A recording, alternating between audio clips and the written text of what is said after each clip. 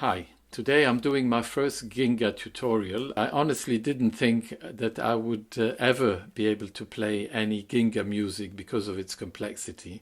But I don't know what happened over the last few weeks. I just fell in love with a song called Choro Pro Zé.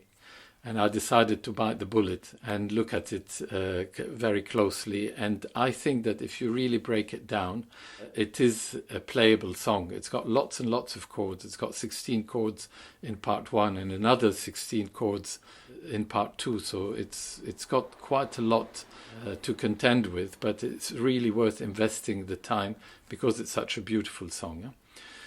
So I've done two videos. This video is just part one. Part one has two halves, so I tried to detail both halves. So good luck. Choro Pro Zé, part one, by Guinga, the unique Guinga. Ah, por que chora sax tanto assim? Conta pra mim. Que te faz sofrer. Sou teu amigo, fiz pro merecer. Sempre junto a ti. Sou o coração que faz você viver. Ah, porque chora sax tanto assim? Não há motivo pra se arrepender. Confia em mim que minha vida há alegrias, horas tristes e vazias, passo com você. I'm going to start by giving you the list of the chords that Guinga uses, and he uses some amazing voicings. I think this is one of the characteristics of Guinga is the richness of the voicings that he uses is something else. So I'm going to list the 16 chords that he uses in part one of this song, and then I'm going to explain, show you the breakdown and how these chords are used. The song is in C minor, and it starts with an introduction which I present later in video number 2. So I'll start with all the C chords that he uses for part 1. So C minor 9 he uses quite a lot. Okay, sometimes this C minor 9 he uses with G on the bass, but it's the same chord actually, it's just a different voicing. He uses this very interesting C minor 9th with a major 7th added. So this is a major 7th. It's the B note, and which I think is a beautiful chord actually. As a substitution to the C minor 9 chord, he uses this sometimes. Okay? So watch out for these shapes as they come through the song. Okay? Sometimes he doesn't use this, but I want to explain what's happening here actually. This is a C minor chord. Now, if I play it like this, it's a C minor. I've moved the C here to a B7, so it's a C minor 7th chord actually, with a B flat on the bass. And he uses this quite a lot. Okay, it can be confusing, but he uses this, going from, okay, or going from this chord. So this is a one to watch out for. He also uses this. Okay, so this is a C minor with a major 7th. Okay, we saw a C minor 9th with a major 7th. This is just a C minor with the major 7th. So these are the different C minor chords: C minor 9th, C minor 9th with a G, C minor with the major 7th, C minor 9th with the major 7th, and the C minor 7th in this shape. Okay. The D chords, if I move to D, he uses an interesting voicing of D, which if I break it down, this is a D chord, okay, that everybody knows, okay. And if you put a C here, that gives you the 7th on the bass, huh? And if you just add the F sharp, then you get this very interesting D chord with a C on the bass, huh? Or a D7th if you want, huh? And this is quite an important chord. Okay, now the way I play it, I tend to play it like a C 6-9, and I just add, and it gives you the same chord. Huh? Okay, so the other D that he uses is this, which is a D7 sharp 9. Okay, quite a common shape. And then he uses a very interesting shape, which is a D minor flat 5. So something similar to this chord actually, but with a 4th, with an 11th as well, okay? So 3 D chord shapes actually, 2 majors and 1 minor, okay? The next chord that he uses, this is an interesting one. It's an ambiguous chord actually that can take several names. In this case actually, I've chosen the E flat minor 6th. So this is how it looks actually. Okay.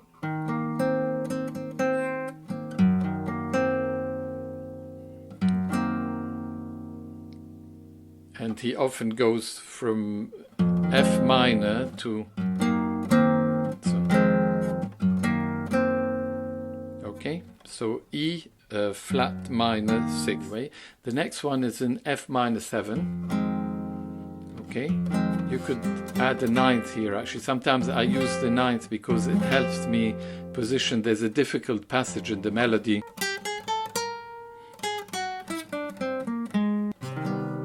And sometimes I play the 9th just to position that first note of the melody. Huh? Okay, so F minor 7th. The next series of chords is G chords. So we've got a G7th chord with a sharp 5 that is used quite a bit. Huh? That's a flat, some people would call it flat 13. I like to call it sharp 5, it's clearer for me. Huh? So that's a G, that's a sharp 5. There's also a G7 flat 5, okay? Some people would call it a sharp 11. And then you've got this chord, which is a G7 flat 9. So this is a G7 9, and this is the flat 9. Okay. Okay, so the dominant, mainly dominant chords are going to resolving in the C minor. Okay, so 3 G chords, 3 different shapes of G chords. Then he uses, when we get to the A's, there are some important A flat chords. The most important of which that he uses a lot is this A flat 7 9. Okay, we said here that this is a G7 9, and if you move it here, you get an A flat with a 7 and a 9. Okay, and this is used quite a lot and very important chord. Actually, it also sounds very much like the E flat minor 6th chord. If you look at it, the bass is different, but it's got a very, very similar sound. That's why it's an ambiguous. This chord I showed you earlier, the E flat chord, is ambiguous because you could call it actually an A flat 7-9 chord if you wanted as well. And there's a very important one as well, which is an A flat 6 chord. Okay, the 6th is here, and in some cases actually I think he plays the major 7th, which is the G here with the 6th. But okay, in this case I'm going to keep it simple and just use the A flat with the 6th, and that's what it looks like. Quite not an easy shape actually. It's a bit of a stretch, but it's an important chord. You could play it here actually if you wanted to. if the stretch is too difficult. But this one is important as well, actually, and this requires a stretch, unfortunately, unless you want to substitute it with this one if you find it easier. The A minor flat 5 is something he uses in the song, okay, so A minor flat 5, okay, and that's the only A chord if you want. And these are the 16 chords that he uses on the first part of Choro Pro Zé. So I'm going to start showing you the chords now in their proper sequence. So we've got pour que chora, you recognize C minor 9, pour que chora sax. We put the 7th here. Okay, we moved pour que chora, so C minor 7th, with the 7th on the bass. Stand-toi si. Okay, A flat 7 9. And then we go to this G7 with the flat 5. I'll play this again. Pour que chora sax, stand-toi si. Okay. Now you expect him to go back to the C minor 9th, but he doesn't actually. He goes to the C minor 9th, but he adds the major 7th. Conta pra mim o que te faz sofrer. So he goes to. You recognize this one, okay? A C minor 7th, and then he goes to this sort of quite dissonant D7th chord, or D with a C in the bass. Okay.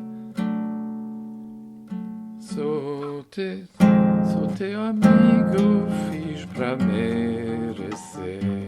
So this is where we go to the F minor 7th, E flat minor 6th with the G flat on the bass, and then C minor 9th, but this time he puts the G on the bass. I'm going to start the song from the beginning, actually, okay? Because the melody is difficult, and I can only pick up the melody if I'm playing from the beginning.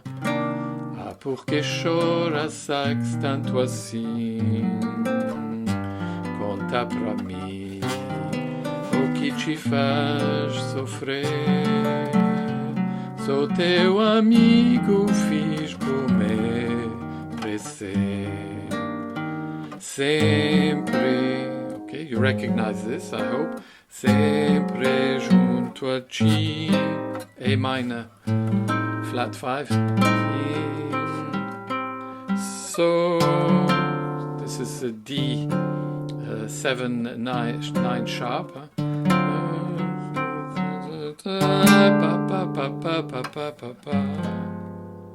Okay, this is the D minor 7 flat 5 with an 11th, and then we finish on the G flat 9th. And that's the first half.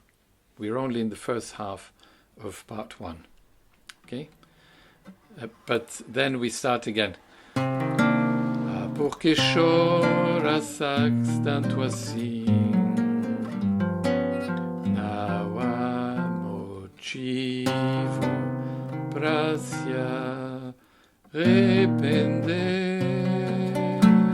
So identical to the first half. However, things change here. Okay? Confie en mi. And this is where there is an F minor 7th, or F minor 7th with the 9th if you want, but the melody is completely different. And this is where I play this in order to help me with the melody.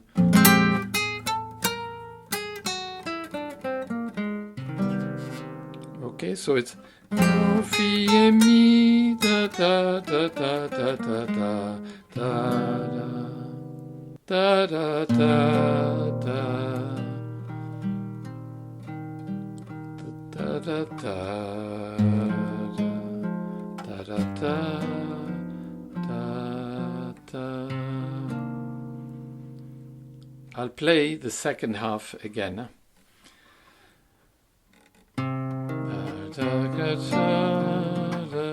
Tanto assim, não há motivo pra se arrepender. Confia em mim, em minha vida, alegrias, horas tristes e vazias, passo com você. The first time he goes, because he replays the whole thing, the whole two halves again.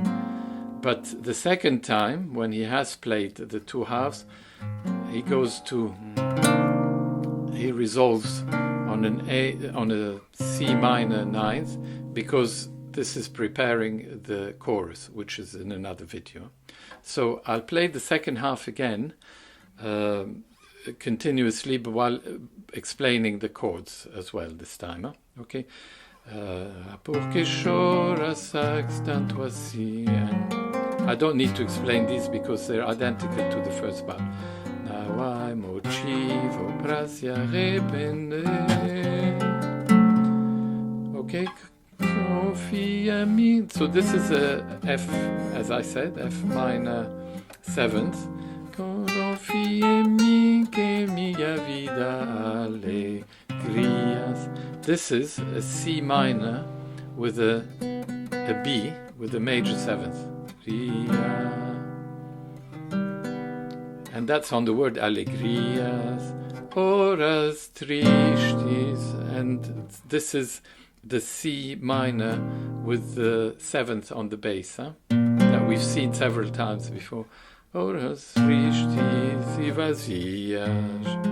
This is where the famous A flat 6th come in, okay? And then we go to the G7 sharp 5.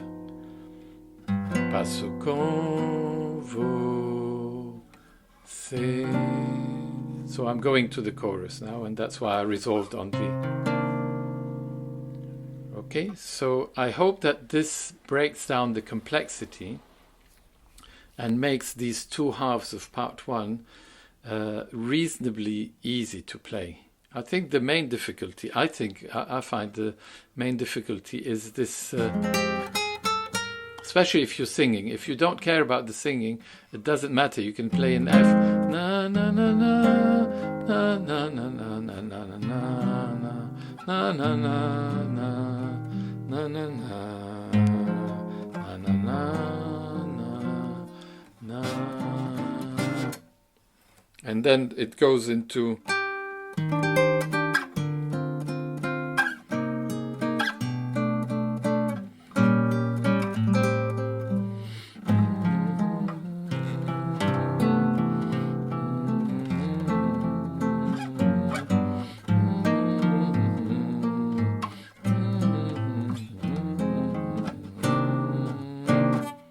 we'll see this in part 2, which is, I would say, equally complex but equally exciting. So there you are. Good luck on part 1 of Choro Pro Zé.